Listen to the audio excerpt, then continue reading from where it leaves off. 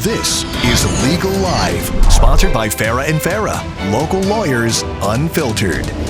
And welcome to Legal Live, a show aimed at helping you understand and overcome legal issues that are affecting your life. I'm your host, Action News Jack's Ben Becker. And joining me this morning are two of the most famous legal minds in Florida. Oh, come on, man. The country. Oh. Dare I say, the world.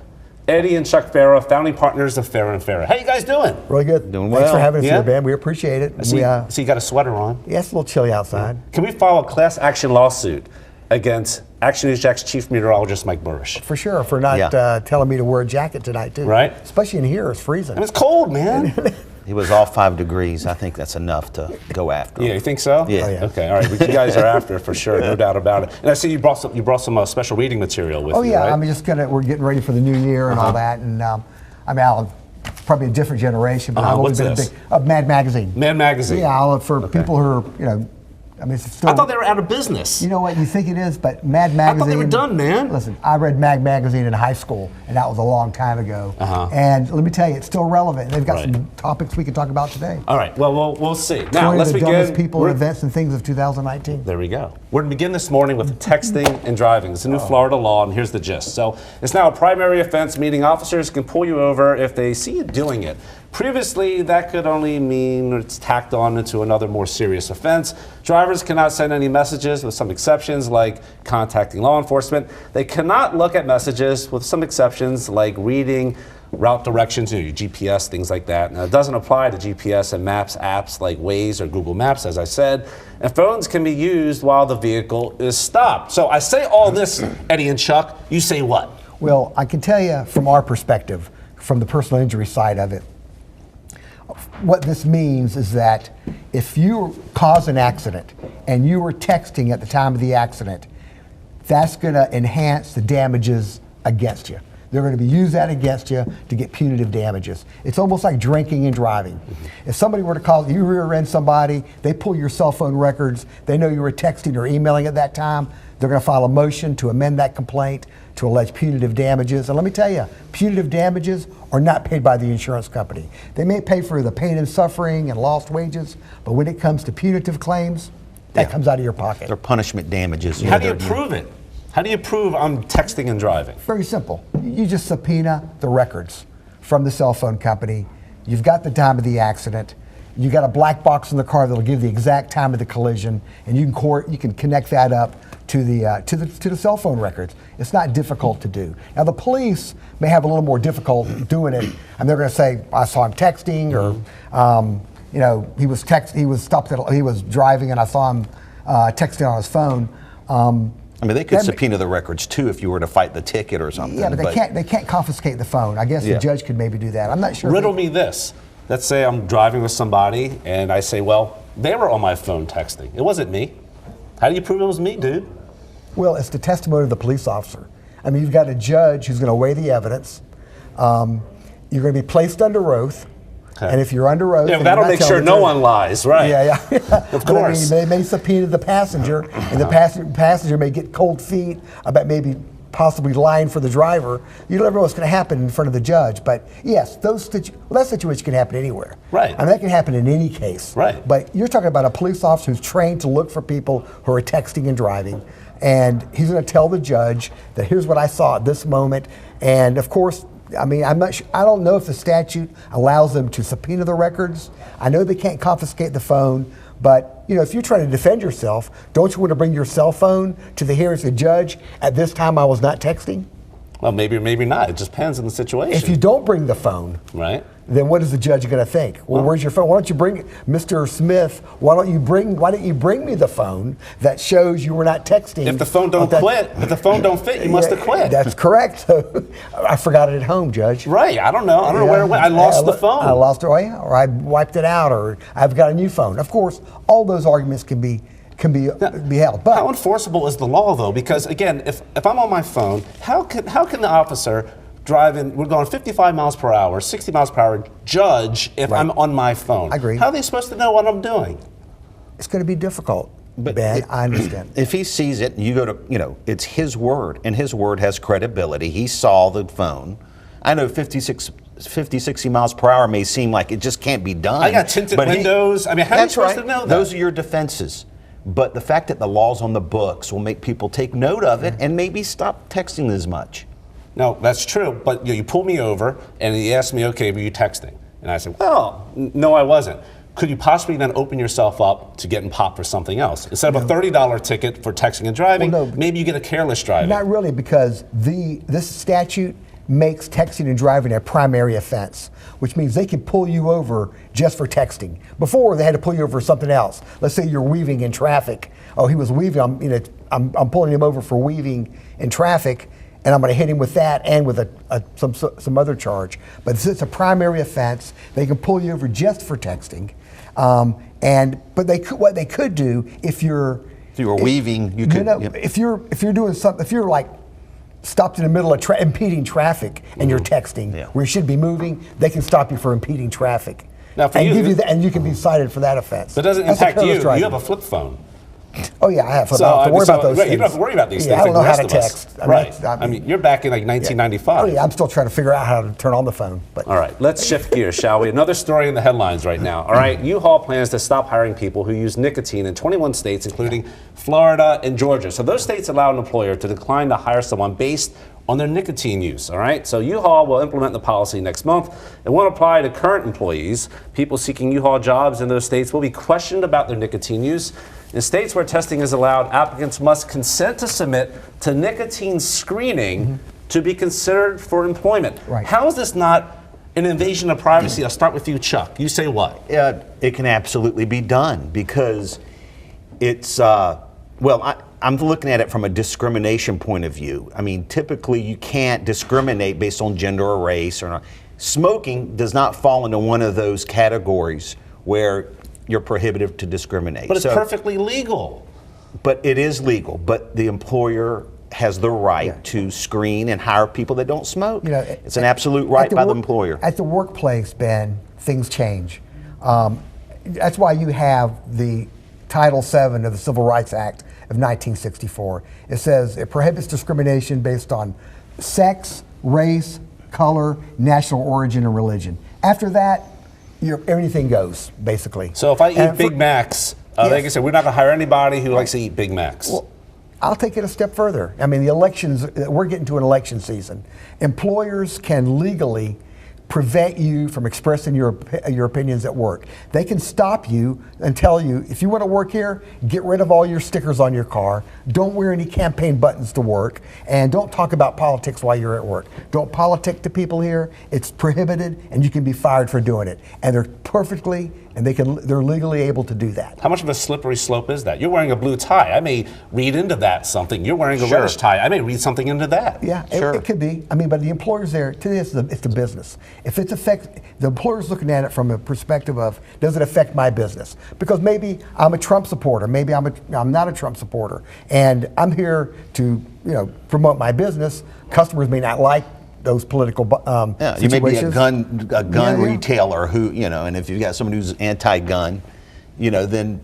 So you don't have a case. Any of this stuff happens, someone comes to you, there's not a case there? Not really, no. Case is filed. This is where I'm getting the information. Is there an idea where there would be a case in something? Is there something similar to Well, this? if it was based on one of the protected classes.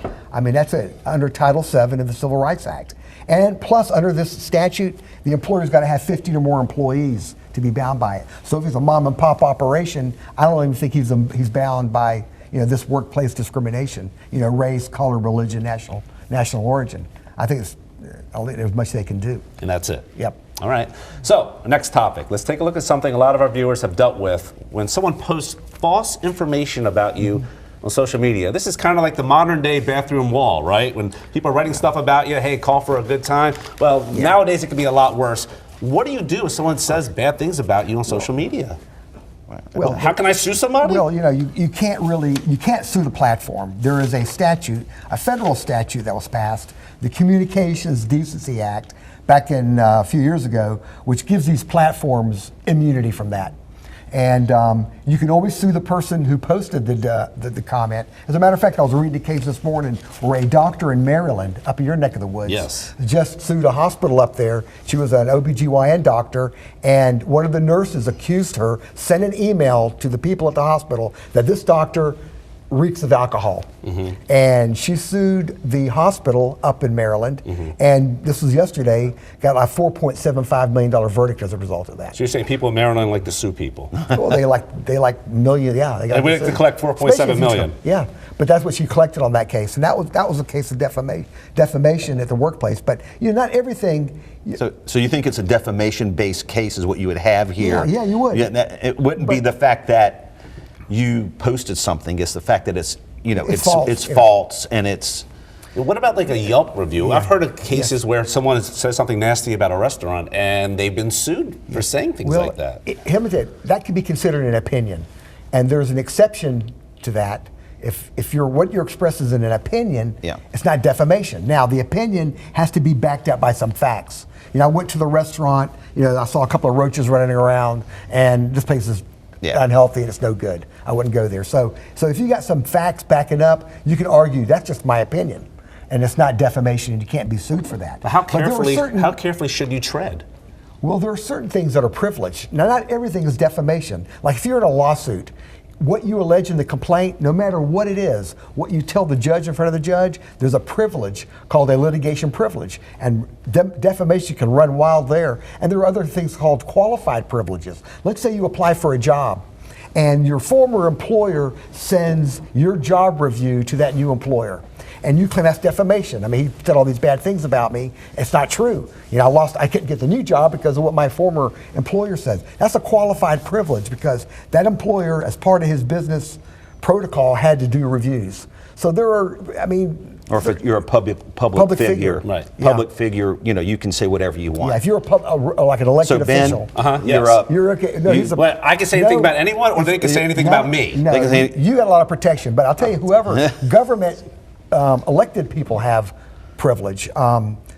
People who work for the government have privileges where they can say basically anything they want to say, and they're immune to any kind of defamation suit. There was a case up at Tallahassee where one of the professors was accused of helping the football players pass tests. That never happens. Giving them the answers. When does that ever happen? Yeah, ever. But anyway, he was giving them the officer, and the professor tried to sue the state university, and he couldn't because these people who work for the university are government employees, and they can say whatever they want to say. Are you an FSU guy? And, well, it'll probably happen up there. You're trying to bring this up? You bring up crab legs next or something? Man. No wonder you're bringing this up. I guess you're not going to talk about Urban Meyer, some of the issues he had there for a little bit, right? Yeah. All right. Anyway. But anyway, it's difficult. You got to sue the person individually, which you can do. The issue is, though, the problem is we get calls on this a lot, but you're not going to find a lot of lawyers who are going to handle a case like that because there's no insurance. You're suing an individual, and it's expensive and it takes time, and lawyers deep pockets. There's no pockets really. I mean, these lawyers want to get paid by the hour, and you don't want to spend that kind of money. Right. You can maybe handle it on your own. You'll take it. We'll take it. Right? You'll help people. We'll help it. Right. All right. Yeah. Call Farah Farah. All right. Now, the vast majority of people who take a cruise, let's talk about cruises, right? It's a fantastic experience. It's fun. It's relaxing, right? I mean, you take about 7 a year. I mean, all the time off you have. Yeah. You get adult beverages, of course. All that stuff's happening. But of course, there are horror stories. People getting sick. People who their itineraries get changed, and a lot of other things happen. So, what are your rights when you take a cruise? Well, basically, you give up when you step onto the boat. Not even the boat. When you step onto the gangplank, it's over. You've given up all your constitutional rights. You have no right to illegal search and seizure. They can search your stateroom. They can search your luggage without notice. They can go into the safe that's in your room without notice. You are at their beck and call. If they don't like the way you're acting, they can lock you up in your room, or they can just drop you off at the next port and leave you there. If you're sick, they can leave you at the port if they don't want to take you around. Was this your personal experience, or this happened to somebody else? I'm just trying to tell you what's in this. Read the ticket. It's all about the back of the ticket. This is not me making this up. Right. Read the back of the ticket, and you'll see it. Your rights are confined to the back of the ticket, you're basically. Right. Can you fight that? You can't fight it. Can't. The only thing you can do, they put a $50 limit on any kind of stuff lost in your luggage. If you want to pay some more money, you can get more coverage. But other than upping your coverage for lost luggage or stuff missing, there's nothing you can do Is it about harder to go after the cruise lines or the airlines when you have a problem? Though the cruise lines are much more difficult. Yeah, really? Because the cruise lines dictate where you file your lawsuit. Airlines, you can file it almost everywhere, anywhere. But here, you have to go to Miami. And you know what Miami's like, the court system down there, I mean, it's really difficult to deal with. And you have to be in federal court It's down federal there, court. which That's makes it another even thing. more difficult. And plus if you're taking a carnival, you're in their backyard. And if anything happens, you've got a limited amount of time. They give you like maybe 6 months to present a claim. Mm-hmm. A lot of people here in Florida, typically you have 4 years to file a claim if somebody causes you an injury, and you want to sue that person. You have 4 years typically, but on a cruise line they've shortened it. What if you're on a cruise and you get sick and the doctor does something and maybe it's a case of malpractice? What's your recourse? Yeah, read the back of the ticket, and you're going to see the doctor is an independent contractor, and the Florida Supreme Court has ruled in a case a couple of years ago that the cruise ship really doesn't have any responsibility for that. That you got to go find that doctor who's probably a foreign national. You have to go to Italy or somewhere and try to track him down if you can find him to take his deposition and pursue that case. What about norovirus? If you have to go to the hospital for something like that, does anyone cover your bills, or you're stuck? No, you're stuck with that. I mean, I think you have to have your own health insurance. I mean, although you can blame that on them. I mean, maybe the only way you could really hold them responsible is if they didn't take proper precautions prior to that in cleaning the boat up. But how can they prevent someone who somebody comes in with it and starts spreading it around? It's hard to prove that. Yeah, they've got, if you read the back of the ticket, which is not on the back of the ticket or announced on the web, you'll see how, what you're responsible, what you can and cannot do. But, you know, the thing about it is, I mean, you remember the Titanic. And, yes, I saw the movie. You remember the Titanic, but remember the people who tried to sue the Titanic after that were limited by the maritime law. Maritime law is much different. And it's called Death on the High Seas Act. And you were limited, God forbid, if something were to happen to you on a cruise ship or you were to die, you were limited to the value of the salvage. So when the Titanic went down, the only thing they could sue for was the value of what the few lifeboats they had left. Were you surprised when that's still true today. Rose let Jack go into the water? Yeah. You think she should have held on to Jack there in the Titanic? I mean, I thought I was shocked by that. If it would have increased the value of the salvage, There wasn't enough room on the door for both of them as they're floating there. I mean, couldn't she save Jack? Yeah, but yeah. It's all I'm about just the saying. salvage, I mean, we all buddy. saw the movie, right? I mean, I ask the questions, I seek the answers, the truth. I'm telling from you about you. the Titanic. That's what happened. But that law's true today. Yeah, the Death on the High Seas Act. This is why I really wasn't involved in the ship that went down in the Bahamas. Right, you're not that old. No, the recent one. Oh, the recent one, yes, of course. the one that happened in Puerto Rico. Happy birthday. The I forgot to mention that. Yeah, the old Farah, the Yes. old Farah. But anyway, All right. Anyway, so the Death on the High Seas Act. Thanks for that. But you're limited to the value of the like that boat that went down in Brunswick. Right. If God forbid somebody had died, you would be limited to suing. There's no insurance. You're limited to what the value of that salvage is. Okay. All right. So we got questions from the audience. Tamika asked, if you settle after a car accident and then have more extreme back problems, are you basically out of luck? Chuck, you say what? You're pretty much out of luck because you probably signed a release at the time you settled the case, and the release basically releases all responsible parties. Yeah. And so that's why you got to make sure that before you settle a case, you must exhaust all your medical treatment and make sure that you're at a point in time in your treatment where you're as good as you're going to get, and then you can feel good about trying to settle the case. Yeah. Okay. Yeah. Now, Teresa, can my fiance petition to get his voting rights back here in Florida if his felony was in Virginia years ago? Wow. It's a good question. I mean, we have the whole situation going on now with voter rights, Amendment 4, right? Paying restitution, things like that. Paying the fines and so forth Yes. before you can vote, whether that's constitutional or not. I'm sure that's going to be taken up. I don't know, but you know what? If Sherry wants to leave her phone number, I know someone who knows the answer to that. I can reach out to her and give her some answers on that. Right. And then we can give the answer at the next show. Okay. And we can let That's everybody good. know about it. All Thanks, right. Sherry. That's a good question. Yeah. We'll find out. Well, next question is, will a notarized home mortgage agreement hold up if the homeowner decides to go through Chapter 7 bankruptcy, or will they lose their place of living? Yeah. The Chapter 7, It's a liquidation. Really, the Chapter 7 gets rid of all the unsecured debt, credit cards and things like that. The mortgage is still intact. If there's equity, though, you may have to is the equity protected though in the house at the time? Well, they will take if the trustee feels there's equity in the house, he can take it and keep the equity and pay the pro rata to all the creditors. Right. So, but most people who, you have to look at the equity. And there's a difference between Chapter 7 and Chapter 11. Well, Chapter 11 is more of a business. Chapter 13 is maybe what you're talking about. Chapter 13 is more of a reorganization where you come in and say, okay, I've got these bills and I want to keep my house. Okay, so you work out something with all the creditors. The mortgage gets money. The creditor, the credit card people get money. You pay a certain percentage back, and then after that, you're home free. Right. But in Chapter 7, you're in trouble. Well, you're not getting your money back probably if someone else files for Chapter 7. I know that. Right. If you file for Chapter 7, it gets rid of all the unsecured debt except for student loans. The senior bondholders, whatever it may be. Well, they get taken care of, right? Or they don't. No, they don't get anybody. So no one gets anything. I think she's talking about a consumer bankruptcy. Right. 7 is a straight liquidation. If your house is paid for, you get to keep your house. There are certain exemptions you have, but if you don't pay the mortgage, they'll take the house from you. Okay. How about Diane? Can you sue a doctor who fraudulently used your benefits card to make a payment and caused it to be canceled? She had to go to the hospital because she could not use her medical card for payment. So again, can you sue a doctor who fraudulently used your benefits card to make a payment and caused it to be canceled? And I had to be hospitalized because I could not use my medical card for payment. I wanted to read that twice. You may have it's pretty. It is. You may have something like a civil theft or something where you could sue him. He took the card and used it improperly. No. I don't know. What she could do, she could contact the insurance company. Apparently, the insurance company has to approve these charges. He had to perform some treatment to get paid for it. I don't know the answer. I need to ask her some more questions. That's a pretty big accusation. Yeah.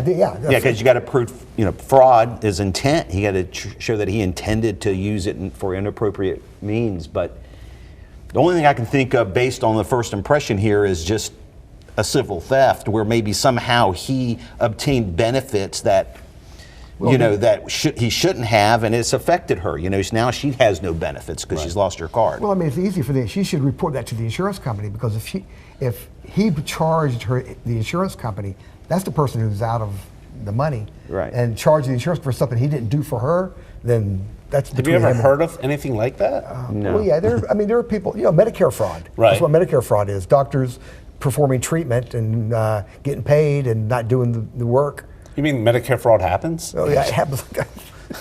It really does? Medicare, I'm shocked. Medicaid, there's all kind of. I'm shocked. All right, so how about this question? I slipped and fell inside a convenience store and hurt myself. What do I do? Okay, you want to answer that, Chuck? Yeah, the first thing you should do is make sure you're okay. Get back up and try to gather yourself, and then try to identify what caused you to fall. Mm-hmm. And if you can identify it, then actually take a photograph of it. And then the next thing you should do is go to the store manager and have him prepare a report. Record as much things as you can. Get as much documentation, pictures, everything. Yeah, typically, these stores have video cameras, and you want to make sure they preserve that video camera. And I'll tell you got to do it quickly, because a lot of these places, if the video is not beneficial to them, they say, they'll erase it, or they'll say it's recorded over. Right. So you want to get to a lawyer who can put them on notice, or write them a letter and say, keep that video, we want it. Because if they're on notice about it, and if they're told in writing to keep the video and they get rid of it, that's a separate cause of action all by itself. Hey, by the way, I mentioned earlier, I forgot to say it again. I want to say it again. Happy birthday. Oh, thank you. So is this 39 again? I'm working on it. Yeah? What are you going to do for your birthday? Let's go to work like I do every day. Really? Yeah. Yeah? All right. You're looking good for 39. I'm working on it. All right. With all this makeup y'all putting on. Oh, all right. Hey, now, if you have a legal question you'd like answered on our next show, send us an email at legalive@actionnewsjacks.com. Thanks again for watching. For Eddie and Chuck Farah, I'm Ben Becker. Have a great day. Thanks for watching Legal Live, sponsored by Farah Farah, local lawyers unfiltered.